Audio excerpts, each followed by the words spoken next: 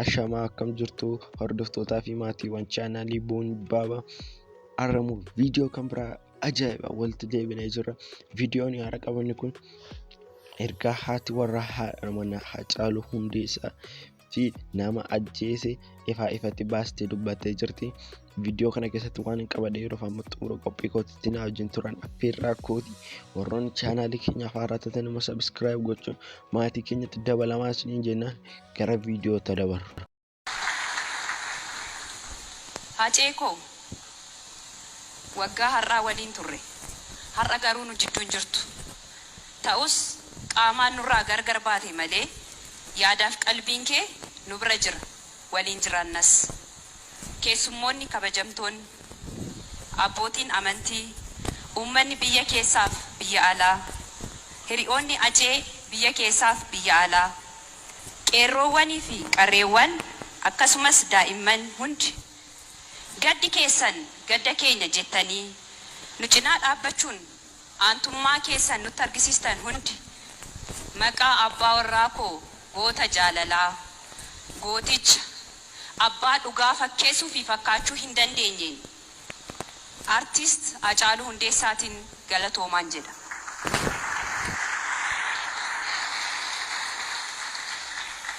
Baga nagaan dhuftan. Haceekoo akkuma atuu jette siif jiraadhee du'uun koo egaa waan hin oolle gaariif ammeenya kee waliisaan wallaalee kan si dinqu anwaala madhabduun ta'e kanan gaabbu kan na aarsu bifa tokkoon meeqan du'e.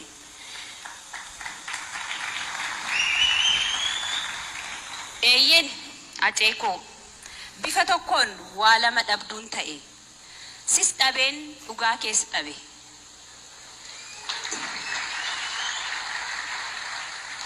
Dhugaan kee waaqaa fi micayyoo si bira jirtu qofa bira jira.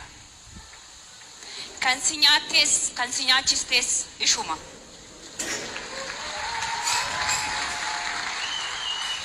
Atuu akkuma jette kan nama nyaatu nu keessa jira jette mitiire. Haceekoo ati hin duutus kan du'e warra si ajjeesne jedhanii yaadan seenaa hin qabne warra garaadhaaf buludha. Haceekoo seenaan bara baraan si yaadata.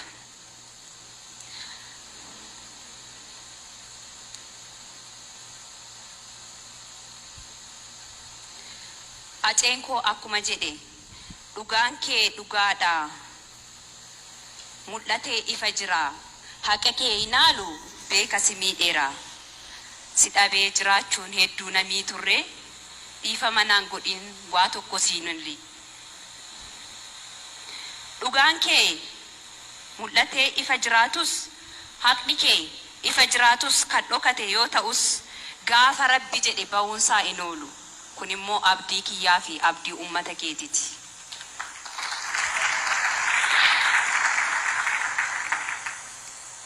Haceekoo ati hin duune hin duutus yaa gootummaa kee yaa kaayyoo kee waanumaan ittiin si ibsuun qabu.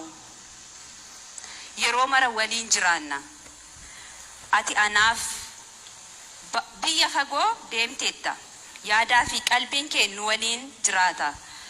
Gaaffii wabii, gaaffii milkii keessattuu kan giifti deebii dhabullee ijaan si arguu baatanillee yaadaaf qalbiin si waliin jiraatu.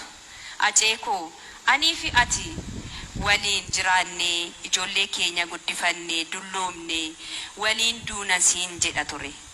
Ati garuu lakki kiyyuu ati ijoollee guddistanaan jechaa turte. Edaa akka duutu hin beekta ture maaf natti nimirre kuni gaafii kiyya. Acee nama lubbuun jiru hin faarsu jette. Warri Haceekoo ajjeesistan dhugaa fi dhiiga isaa dhoksitan inuma bubbula malee dhugaan inuma baha. Dhugaan ilma waaqaati jedha Oromoon yeroo mammaaku. Haceekoo dandeettii fi obsa siif kenne anaafis ijoollee keefis uummataafis haa kennu. Osoo fakkeessuu fi fakkaachuu dandeesse yoomsi dhabna turre. Ijoolleen kees abbaan keenya hin dhufu jedhanii nan gaafatan ture. Acee maarlee akkan maaliin si madaalu maaliin si ibsu ati anaaf ijoollummaa koo mana barumsaa koo beekaa koo jiruu koo waan hunda kooti. Namni kana hunda dhabee akkamiin jiraachuu danda'are gaafii deebiin qabe.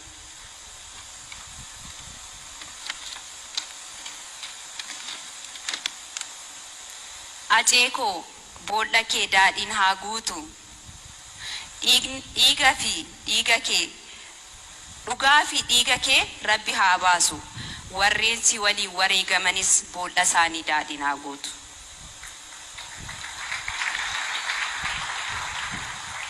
Akka imaanaatti kanuun uummata kootiif dabarsu.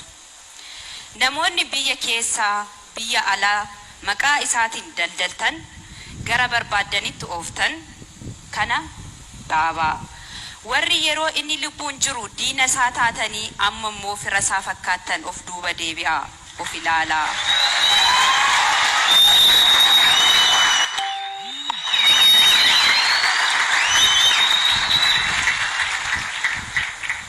Mee erga boqatee haa ciisu yoo dandeessan warri fakkeessitan fakkeessuu irra ta'uutu caala. Waan ta'eef dhugaadhaan dubbadhaa, dhugaadhaaf mormaa, jiraachuuf jecha sammuu keessaniin gogomsinaa. Dhugaa acee koo akka bahu amantii qabdaniin Rabbinaaf kadhadhaa. Egaa hundi keenya akka namaatti akka lammiitti maqaa acee hojii acee seenaadhaa ol akka jiraatuuf hundi keenya dirqama lammummaa haa baanu. Galatooma.